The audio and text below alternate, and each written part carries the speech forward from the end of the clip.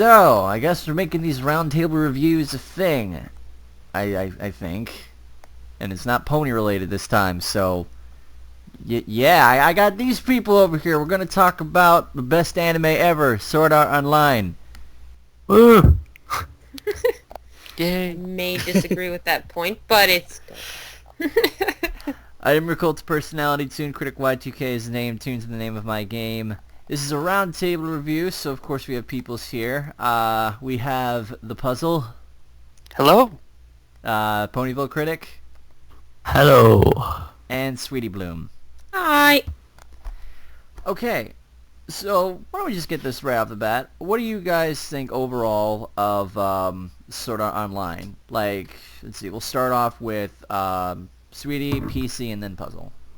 Okay, so for me, I really I loved it a lot. I wouldn't exactly say it was the best anime ever, but there was a lot in there that I liked. I loved the story and the characters. It really sucked me in. But I think after like the first arc, it had a hard time holding me. After that, it's sort of like, I don't know, it sort of lost its luster for me. I haven't watched the new season, so I don't know, but it definitely it was fantastically pretty. I can definitely say, because that's actually what got me into it at first, was that I just saw like a screen cap of it. I'm like, that looks pretty, and so I clicked on it. So as far as the animation is concerned, it's gorgeous. And yeah, I'd say it's definitely a really, really good anime. Best, no, but good, yes. I was really excited going into it. I mean, I love animes that explore the getting immersed into a virtual world, and this one is actually the best one I've ever seen. I mean, I haven't seen a lot of them, but yeah, You don't watch a lot I of love anime. well, I haven't seen a lot of the trapped into video game animes, but I really loved how they handled it, how they remembered game mechanics and styles and skills and all that. And my absolute favorite part, though, was the love story between Asuna and Kirito. I never even heard about Sword Art Online until after I got back from Anime Midwest with Eliora, and I had read like little to nothing on it. We were just sitting on the couch after the con, and we're just like, hey, why don't we watch some stuff on Netflix?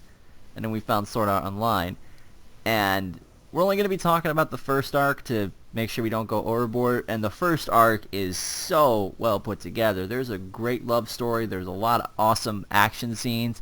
It really does feel like you're like a part of this video game world.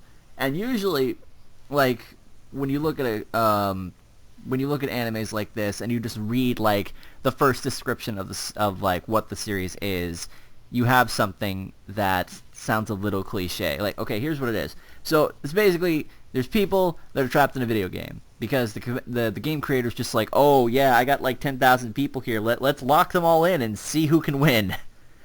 It sounds really screwed up, but you know what? It works, because this takes a cliche that, well, has gotten a little cliche, honestly. It's taken that and it makes it work. So we're going to go by what we liked, what we didn't like, and favorite moments. So let's start off with what we did like. And you start off with, of course, Sweetie, PC, and Puzzle. Okay, well, I definitely, as I said, I love the art. That was what drew me in. I was like, look, something shiny. And I clicked on it. And I think that, yeah, I definitely love it. And it was, like, I saw the synopsis and like, oh, hooray, one of these, right?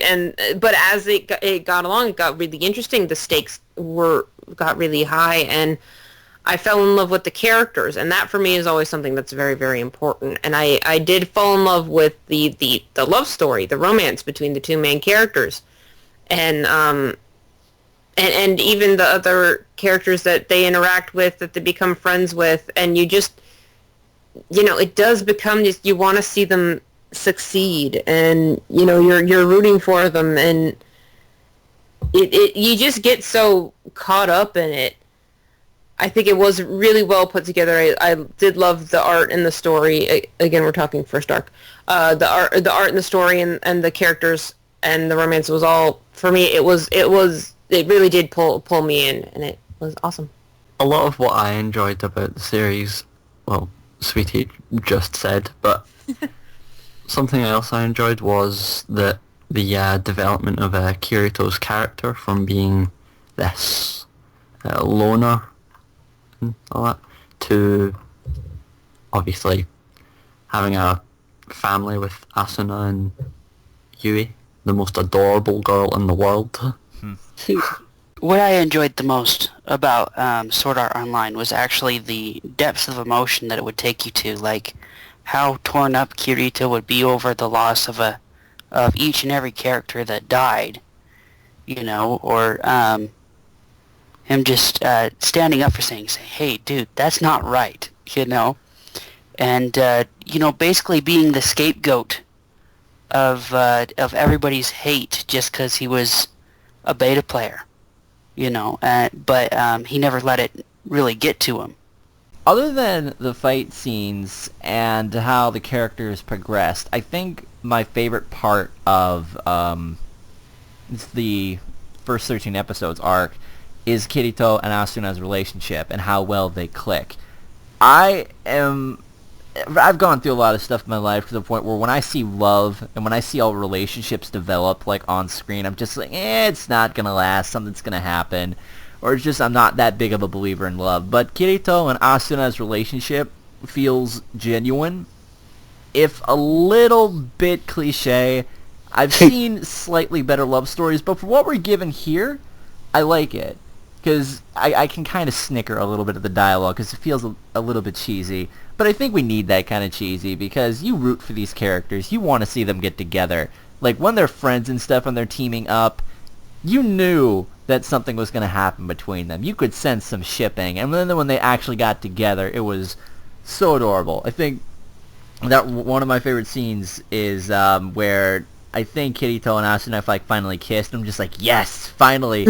And then where Asuna just turns down all the lights and stuff, and she's just undressing in front of Kirito. She's like, whoa, no, I just kissed you. I liked you. I didn't want to do that. And she's just standing there in her underwear, right in front of him, and just like, oh my god.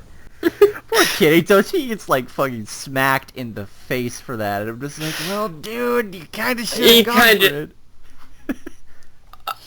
I think he deserved it, but okay. Yeah, just he's got girls fawning and falling for him, and just okay, I can understand the I guess appeal, but dude, I feel sorry for you, and then you're not picking up on this. Kirito and Asuna's relationship is one of my favorite things.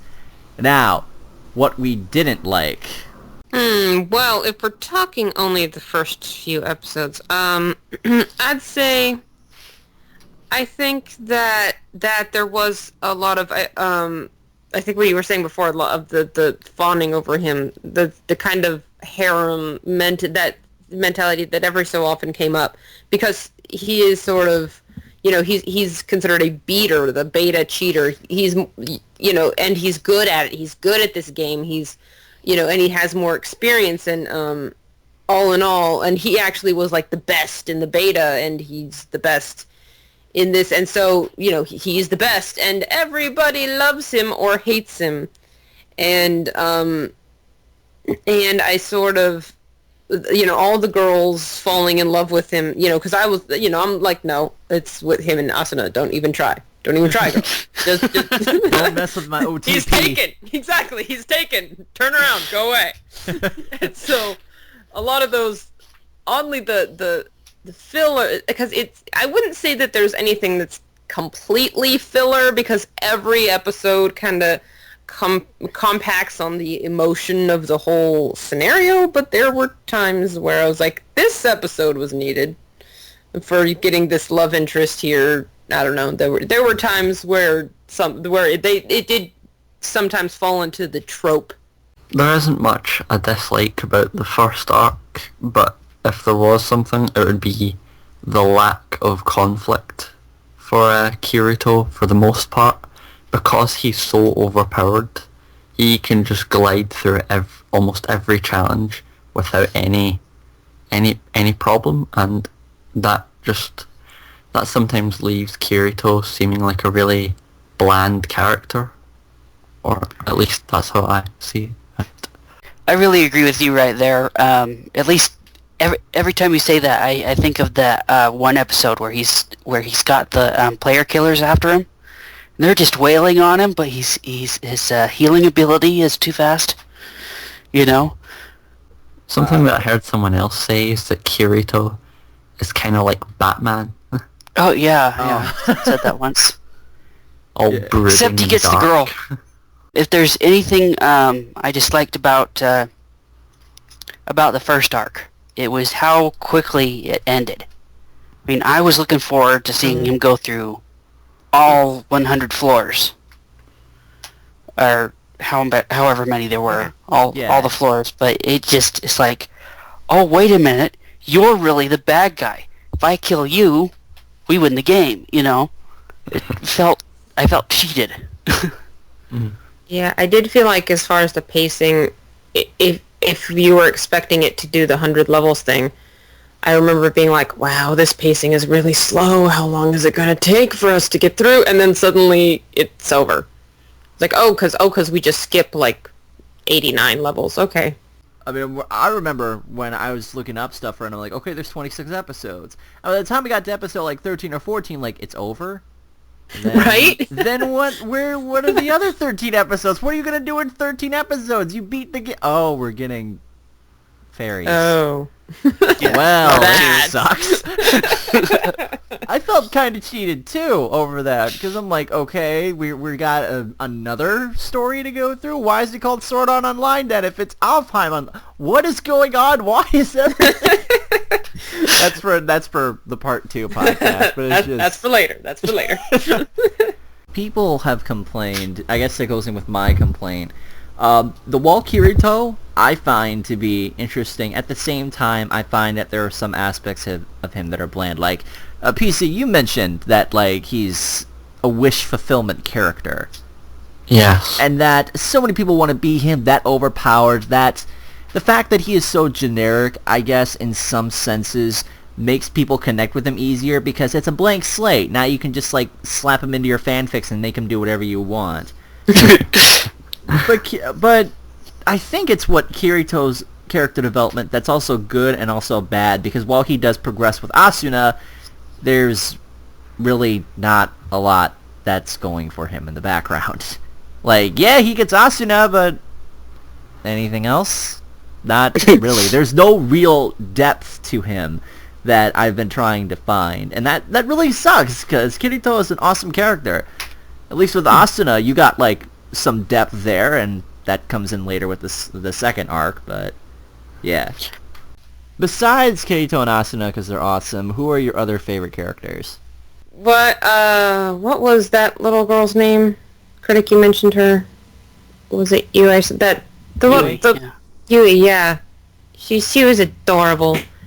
I think PC, remember when I was, like, watching the episodes, we got up to Hue, and she was just, like, all innocent, and then she, like, destroyed death in, like, one hit. I was freaking out over that. I was like, no! Beautiful. Little girl just killed death! She's all... And she's dead. Okay. Wow. Oh, Yeah. Guess what? Kirito is not gets the most better. powerful. It's Yui. Yeah, Yui, yeah. I know, yeah, I thought she was adorable, she was awesome, and she supported my ship, so I appreciated. You know, even in the second arc, she was just sitting there going, "Hey, don't forget." You know, while all the other women are fawning over him, she's just sitting there as a constant reminder, "Don't forget. You've got your OT, you know, you've got your waifu up there that you're trying your princess to to save." save. Yeah. Excuse you. I think my favourite character other than Kirito and Asuna would be Klein. Yeah, I Because like Klein. because he's I like he's Klein. just he's just a bro. That's what he is. He's a bro to Kirito. I almost thought when I saw the first episode that they would be, like, sticking together throughout the whole thing, but he just kept, like, popping in and out, and just like, okay. I guess Yeah, it's a Kirito's shame. on his own. It's a shame they didn't have him in it more often. Yeah, they wanted to really push the whole Kirito as a loner thing. Yeah, and it did seem almost like awkward because he was actually in the first when the first episode ended. I thought that character was going to be mostly a one-off, like and that's just to show that the main character's loner. But then he keeps on coming back, and I'm like, so you guys aren't working together? Why? Okay, Well, that's how I felt for all most of the characters, that's true. to tell you the truth. Was that I mean, it? I agree with PC. I really liked Klein, but I also loved. I can't remember their names. They didn't show up enough. The item merchant and the blacksmith. Agil, yeah, it's Agil, yeah. Agil. And who is the blacksmith lady? Elspeth. Oh Weren't those no, the it's girls that challenged my Lisbeth. OTP? Yeah. Lisbeth. It's a Japanese pronunciation of an English name. Ah, okay. No, yeah. who was the one with the little dragon in episode, Silica. Oh, I Silica. forgot about her. Yeah, Silica was cute. I like Silica. I didn't like any of these people because they challenged my OTP. They were like, Well, ooh, I- isn't I- he dreamy? I was like, go away. I did How old like are Silica a bit because it was more of a brother-sister vibe to me True. than That's true. a love story. Except she's like constantly fawning over him and not wanting him to see her panties and stuff. Yeah. I was Yeah. just like, quit putting her in these situations where she's being like tentacle porned and hung upside down and showing her off in her underwear. Yeah, that's the thing that kind of bugged me. I didn't see why we needed to see her like that. Fan service. Fan service. Oh, there's more fan service in series Oh, 2, dear I'll tell you God. what. Not Get good that fan later. service. No, it's just on an off note, and I'm just bringing this up now. I find it hilarious that, and this is for part 2, but still, I find this hilarious, that, okay, Silica and like Asuna, they're kind of flat, but then when we get to, what's her name? Sugiha.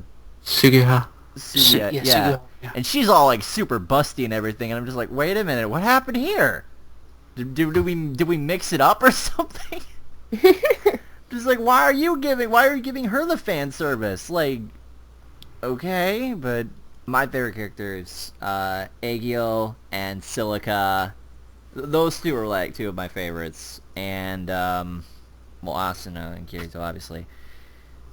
I'm trying to remember who else. I did think that one night that was supposed to be Asuna's bodyguard was interesting, and I didn't like him, Like, but he was an interesting villain character. I don't know how to describe it. I didn't like him, but I found him interesting. I didn't find him very interesting because, well, this is just from what I remember. I don't think he had any motivations behind wanting to kill other than being like a Kirito part of and that laughing Lolita. clown thing.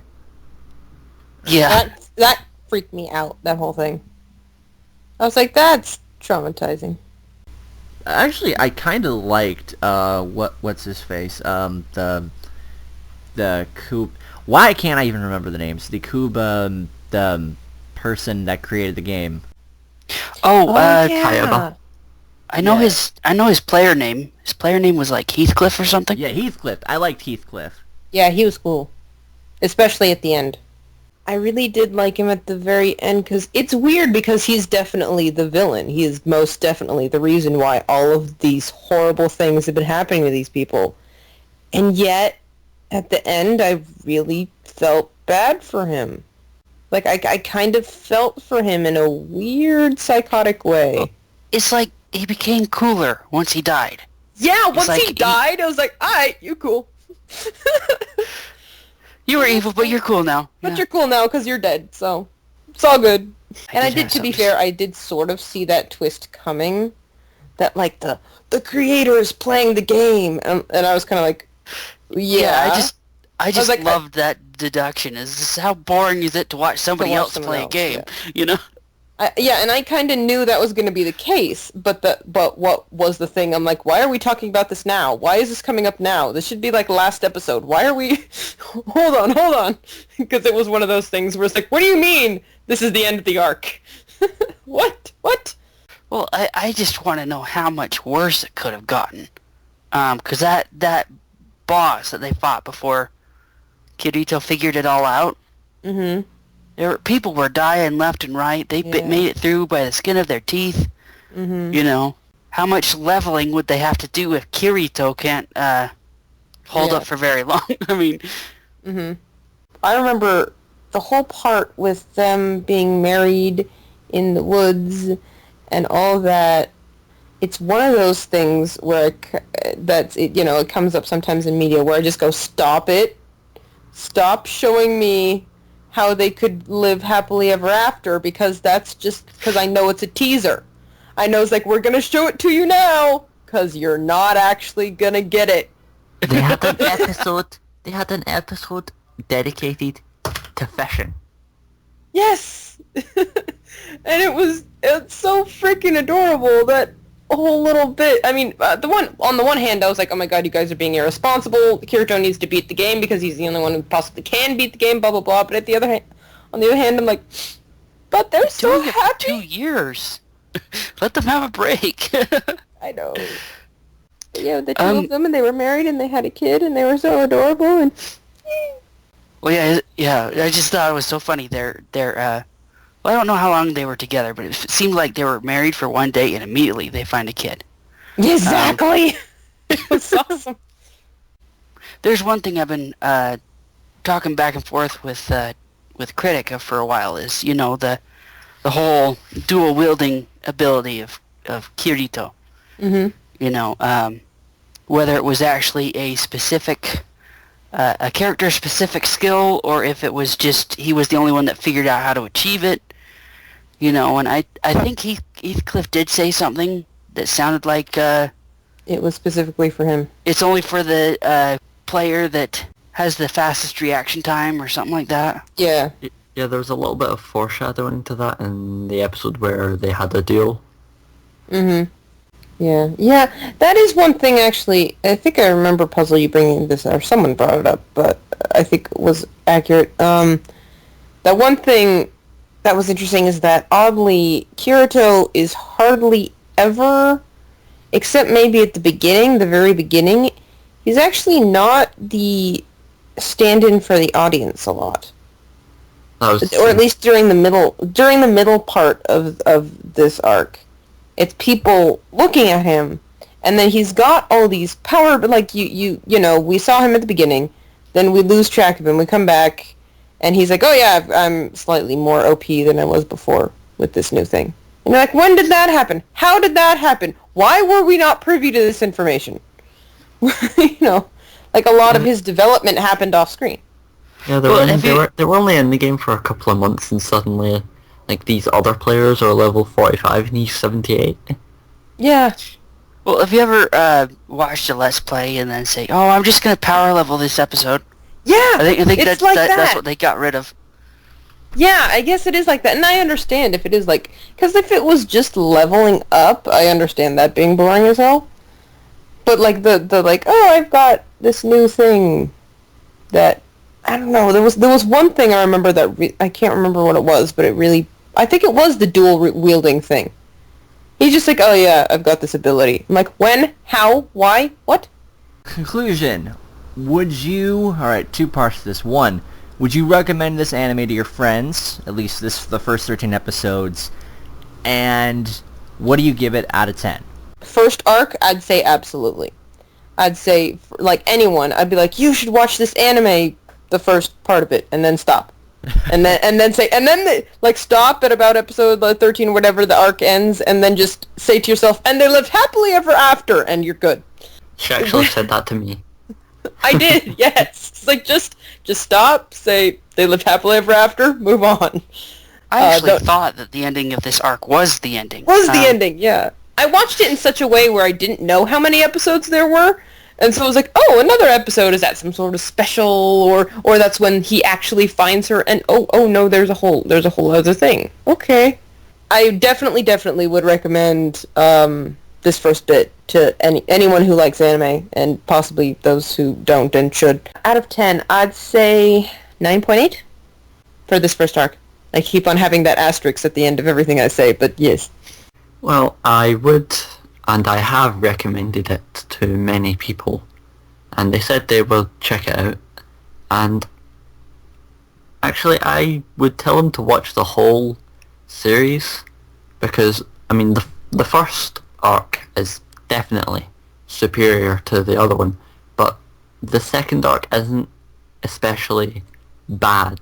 It's just not as good. Out of 10, 8. I normally don't like to give ratings, but I actually agree with Sweetie Belle. Sweetie Bloom. Sorry, your It's okay. name. I know. I trip people up. I agree with Sweetie Bloom. And I would give it a 9.8. It surpassed my expectations, definitely. Yeah. And definitely. I have recommended it to several people, but people who've heard of it always try to avoid it because of an event that happens in the second arc. But Yeah. but I'll leave Don't that talk out. about But I would definitely recommend it, the whole thing, to anybody.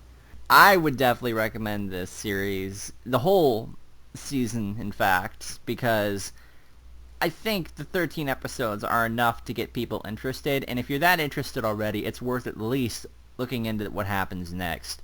There's so much awesomeness that exudes from this series. It is reeking of awesomeness, as one person once said.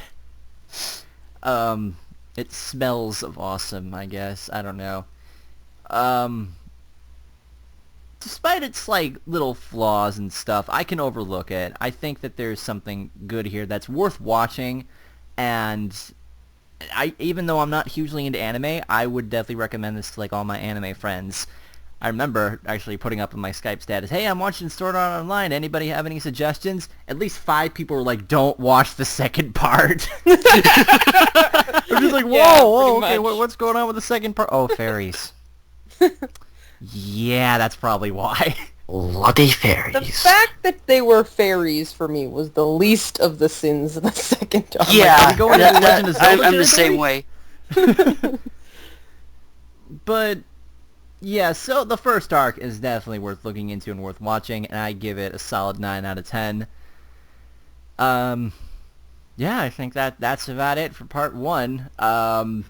Go subscribe to these awesome people because they're just awesome.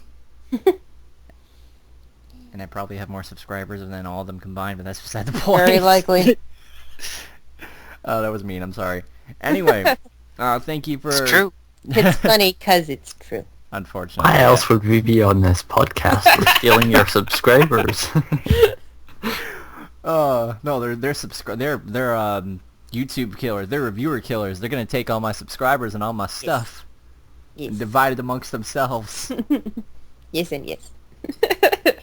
Yes. I could just picture me kind of like just talking here, and they're all just sneaking up on me with like their weapons. Just like, okay, you take the leg, you take the head. I got the wings. I do Dibs have on the a hat. sword here. I do have a sword here for my Kirito cosplay, so... That is so not fair, man. I am supposed to. I look like Kirito, man. I wanted a Kirito cosplay. Can't forget the swords. I want the outfit. That outfit was awesome. I have it. I will come to your house and I will steal it in the night. Good night. And with that, Toon is now going to jump onto a plane to Scotland. I needed an excuse to go to Scotland anyway.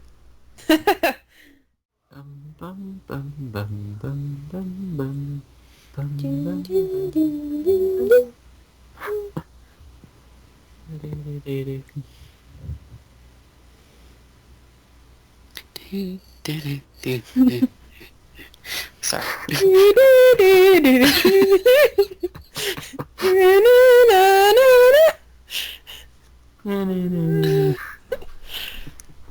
Dun, dun, dun, dun, Freaking dun. thing. Okay. That was exactly 30 seconds. Good job, Toon. I'm gonna ask Toon to like send me that little bit, and I'm just gonna have a video.